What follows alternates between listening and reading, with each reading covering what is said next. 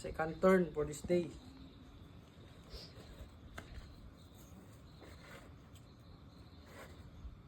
Ang init po. Yun.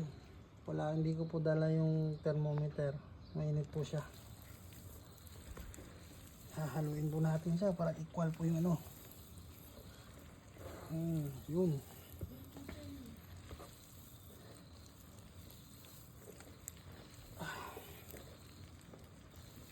Yun, mainit po. Mapakainit.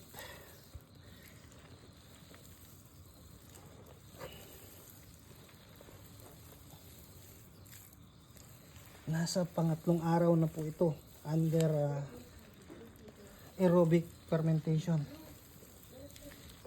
Yun.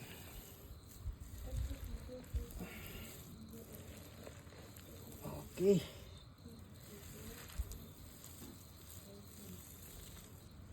Po, kung makikita ninyo, paano po talaga siya.